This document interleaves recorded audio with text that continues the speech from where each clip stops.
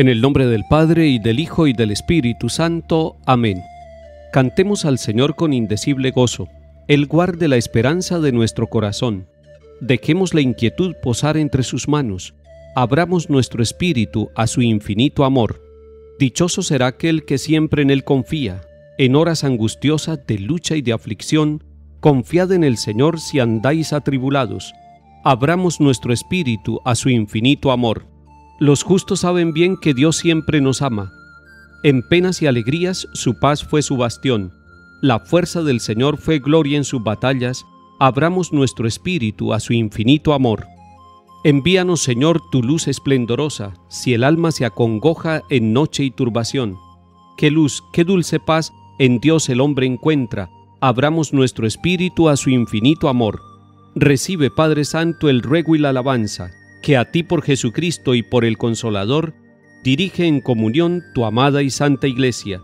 Abramos nuestro espíritu a su infinito amor. Amén.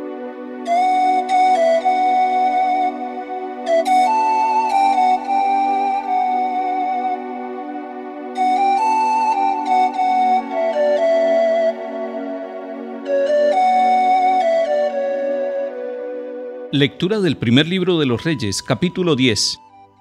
En aquellos días, la reina de Sabá oyó la fama de Salomón y fue a desafiarle con enigmas.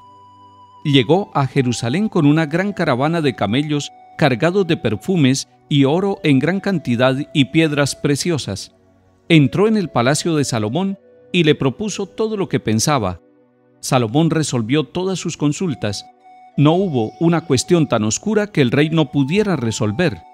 Cuando la reina de Sabá vio la sabiduría de Salomón, la casa que había construido, los manjares de su mesa, toda la corte sentada a la mesa, los camareros con sus uniformes sirviendo, las bebidas, los holocaustos que ofrecía en el templo del Señor, se quedó asombrada y dijo al rey: «Es verdad lo que me contaron en mi país de ti y tu sabiduría. Yo no quería creerlo, pero ahora que he venido y lo he visto con mis propios ojos, resulta que no me habían dicho ni la mitad. En sabiduría y riquezas superas todo lo que yo había oído. Dichosa tu gente, dichosos tus cortesanos que están siempre en tu presencia, aprendiendo de tu sabiduría. Bendito sea el Señor tu Dios, que por el amor eterno que tiene a Israel, te ha elegido para colocarte en el trono de Israel y te ha nombrado rey para que gobiernes con justicia». La reina regaló al rey 4.000 kilos de oro, gran cantidad de perfumes y piedras preciosas. Nunca llegaron tantos perfumes como los que la reina de Sabá regaló al rey Salomón. Palabra de Dios. Te alabamos, Señor.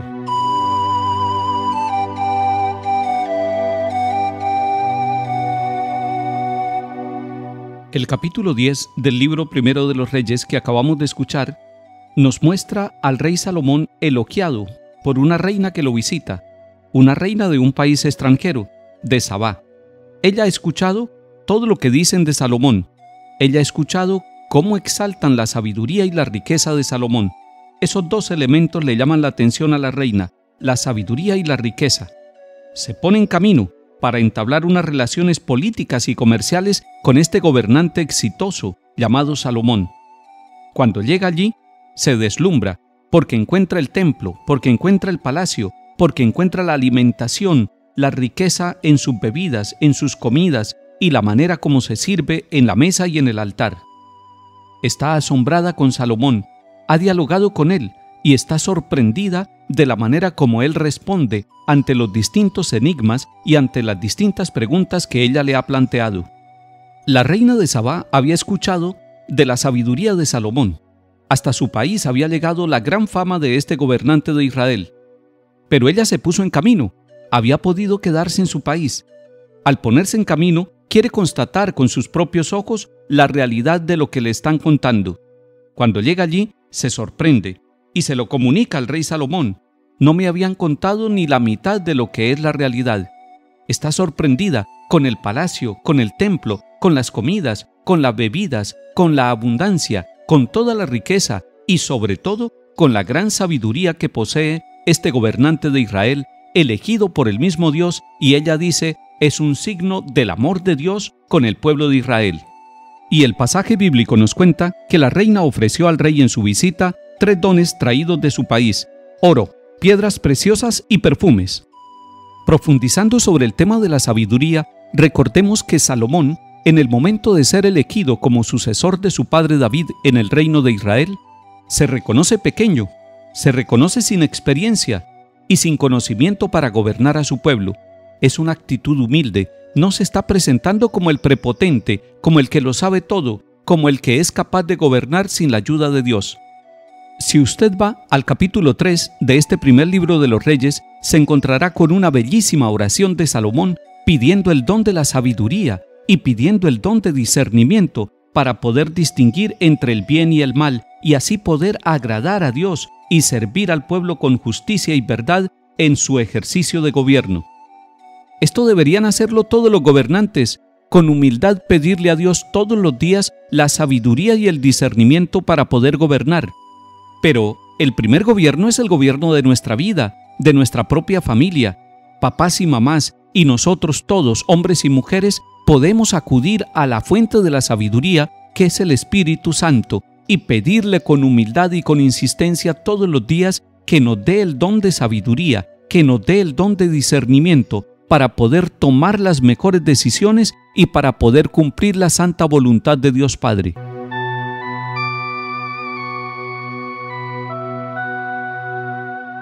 Salmo 36. Encomienda tu camino al Señor, confía en Él y Él actuará. Hará tu justicia como el amanecer, tu derecho como el mediodía. La boca del justo expone la sabiduría, su lengua explica el derecho, porque lleva en su corazón la ley de su Dios, y sus pasos no vacilan. El Señor es quien salva a los justos, Él es su alcázar en el peligro. El Señor los protege y los libra de los malvados y los salva, porque se acogen a Él.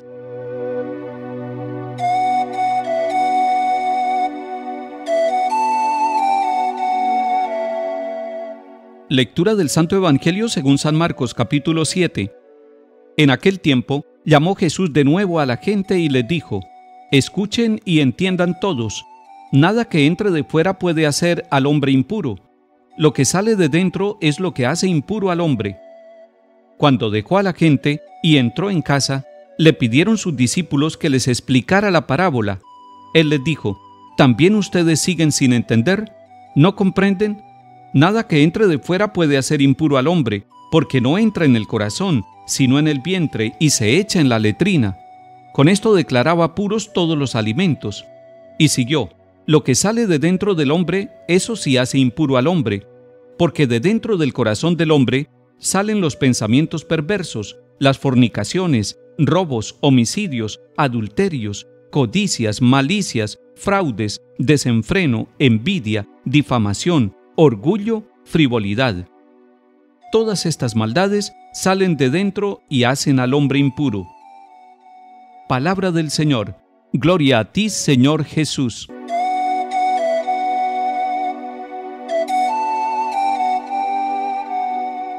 Los dos verbos que usa Jesús en su enseñanza tienen un gran valor para nosotros hoy. El Señor empieza diciendo: escuchen y entiendan. Y es que se necesita escuchar para poder entender. Escuchar los acontecimientos de la vida para poder analizarlos, discernirlos y entenderlos. Pero poder escuchar a Dios en el silencio.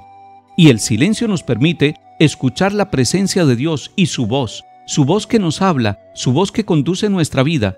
Escuchar para entender. Son dos exigencias de nuestra vida.